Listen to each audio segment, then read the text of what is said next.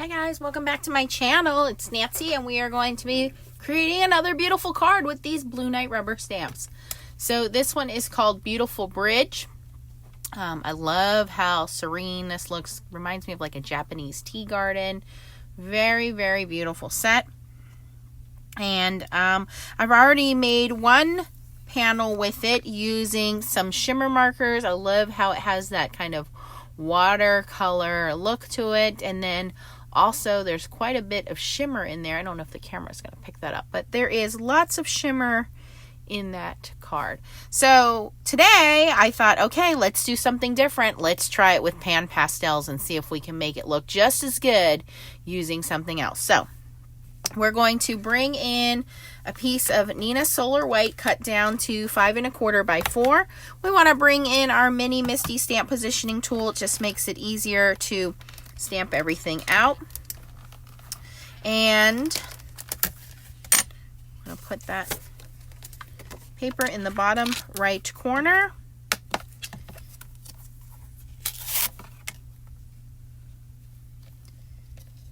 Magnet over here to kind of hold that in place, and put our stamp down in the bottom right corner as well. And we just want at this point just a placement guide, so we're going to quickly stamp over this using some Catherine Pooler Midnight ink. I like this ink because it's a squishy ink pad. I have my universal handle on here which fits perfectly inside of the little oval ink pad there.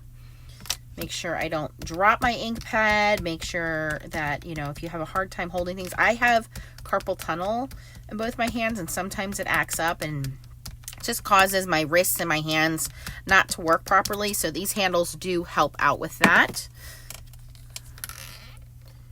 And again, I don't need a really dark image. I just want placement so I can color this in, because we will restamp over this. All right, so there's a little spot right there. All right, that looks good. I'm going to remove the panel, move my Misty aside for just a wee moment. We'll come back to that later. I'm going to put some paper down. I've been using some of this Stampin' Up! Grid paper. Just going to flip that over. Makes for a little easier cleanup. All right, so I'm going to be doing just some basic background coloring. You can always hold the image aside there to take a look at it. I'm going to be using my pan pastel, so I'm going to start with the Day and Night palette, which is going to give us our greens, our blues, our purples. You get 7 pan pastel colors. In this, you get the storage plastic container with the lid. I always recommend purchasing a colorless blender. You also get some soft tools, which are the applicator tools. They're sponge tools, so you get a couple different sizes of those as well. And it just makes it a lot easier when you're coloring in these images. So I'm going to just start coloring. If you want to just sit back and relax. Unfortunately, I, at this point, do not edit my videos, so I don't have any cool music for you to listen to. Just going to grab some of my applicator tools. And to clean them, all you do is take a paper towel and just wipe off whatever color's on there. And you start over anew. You do not have to clean these after every use. Just doing a little wipe like that will work just fine. Now, I notice I have a little bit of smudge there. What's great about pan pastels is you just erase anything that's on there that you don't want on there. So that was probably on my desk. And when I moved the cardstock around, it got on there. I'm going to start with some really light blue. This is going to be turquoise tint, I believe. Yes, turquoise tint. Very light blue. Going with my little applicator tool, and I'm going to just fill in the sky here. Of course, you could use the cloud stencil if you wanted to. I'm just basically adding some blue sky. That's all I need to do for that area there. Maybe fill in between the trees here.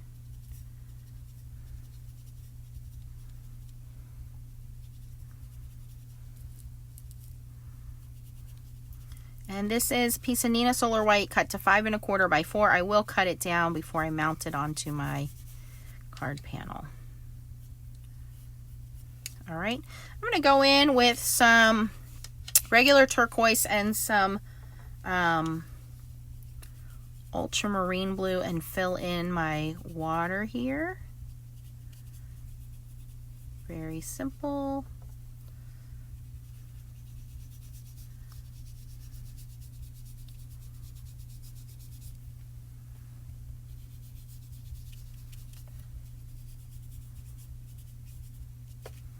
You can see how easily the two colors blend. I'm going to cover right over my lily pads because they're going to be green anyway, so it doesn't matter.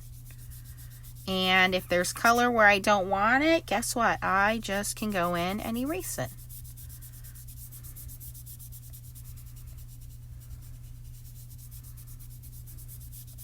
So I think by mixing those two colors, I get a nice variation.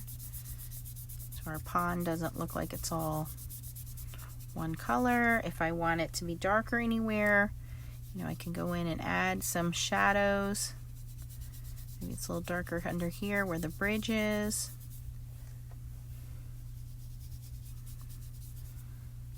Maybe a little bit under these lily pads, but you get the idea.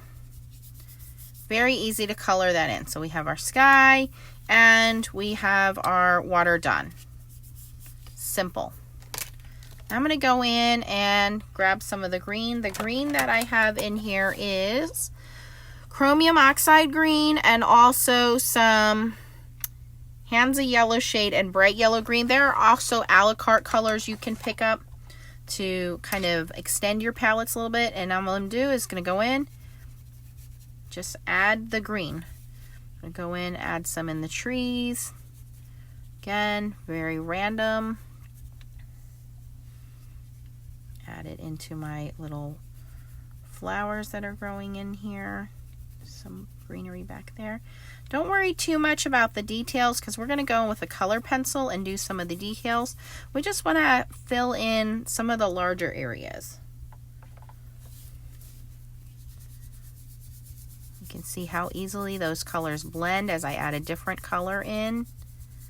They mix, they blend, very smooth to work those colors through.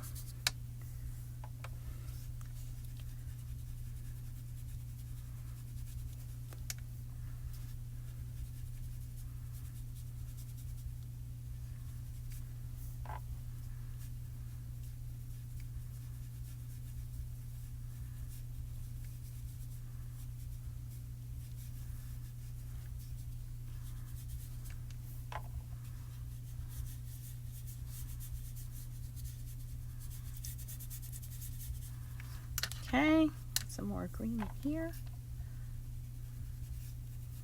Just mixing up my colors.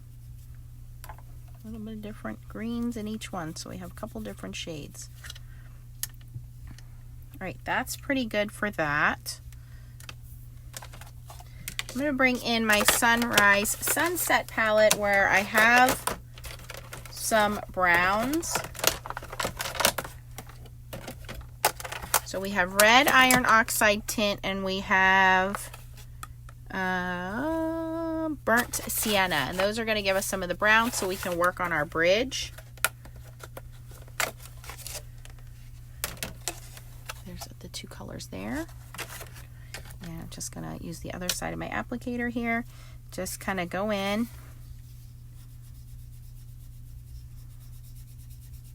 Fill in my bridge. And again, the detail work, I'm not worrying about right now because I do have some color pencils and they're going to help fill in any of the areas where I need more detail.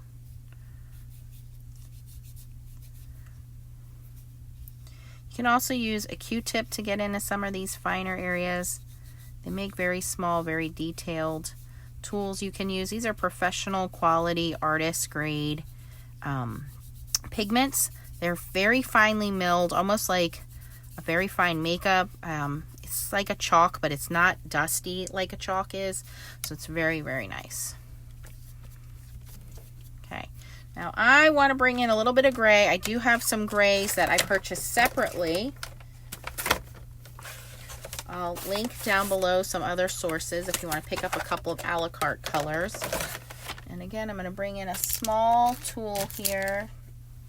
There's a little bit more detail into the gray. Let's color in my rock. A little bit of shadow there.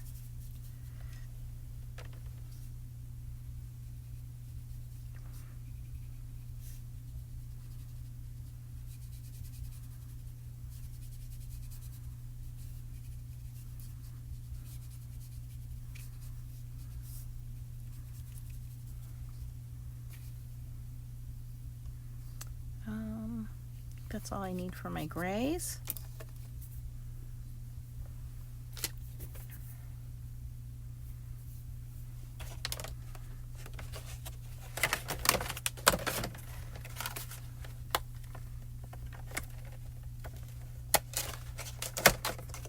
Missed a little spot of water, so we're going to go back in. Add a little bit of blue in here. I totally missed that. Okay.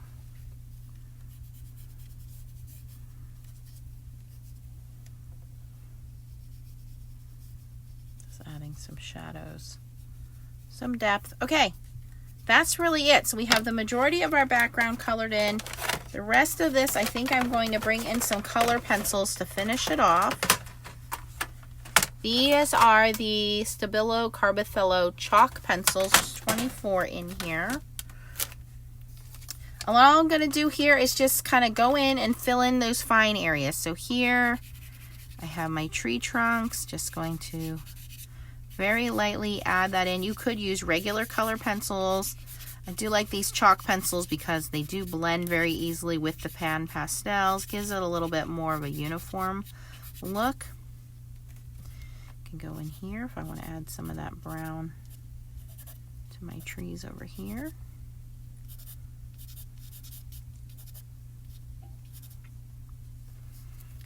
Do want to add some green back here.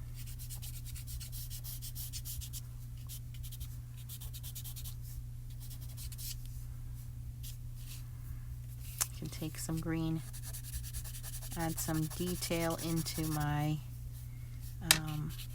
trees, giving a little bit more shadow there. Into my flowers here. Just drawing that detail back in. Now we can go in and color in our lily pads.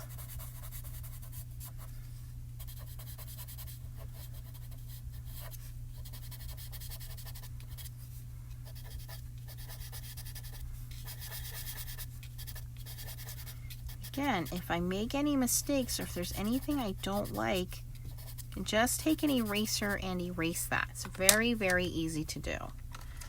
Some other color browns, a little bit lighter brown. Go in and fill in the details now of my bridge.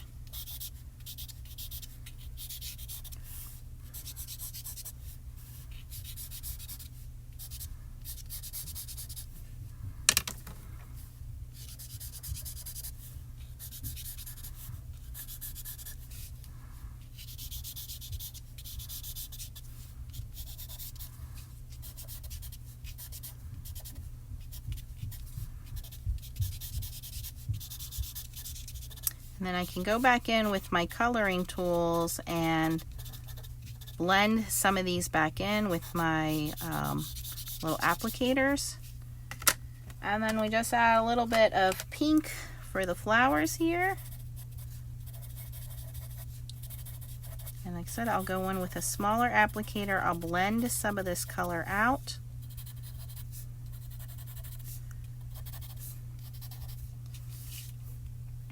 That's pretty much it. Very beautiful. If I want to add a little bit more color back here in my sky.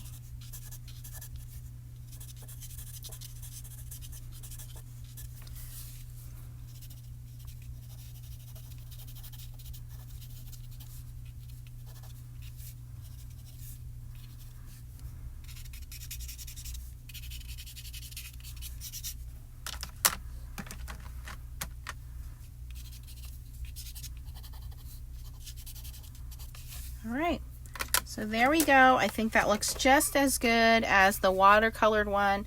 I'll go in now with my little tools and just blend some of that pencil out so I don't have the harsh lines. I will set this in place with some Krylon clear spray. It's what I always use when I am using pan pastels, and it works great to setting the pan pastels in, to setting the color pencils in. You can see how easily those color pencils blend out and adding that depth and dimension into those finer areas of color.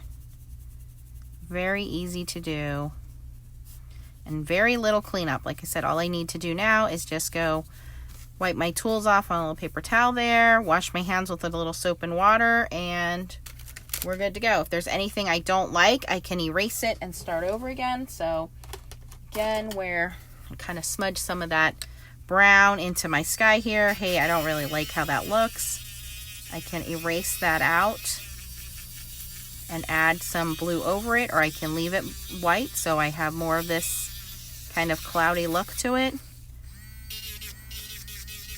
A little too dark in here, no big deal.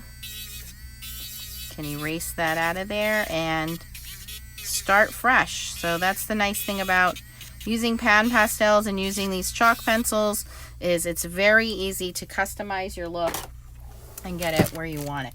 And they do sell extra applicators over at Blue Knight Rubber Stamps. So we have these smaller ones.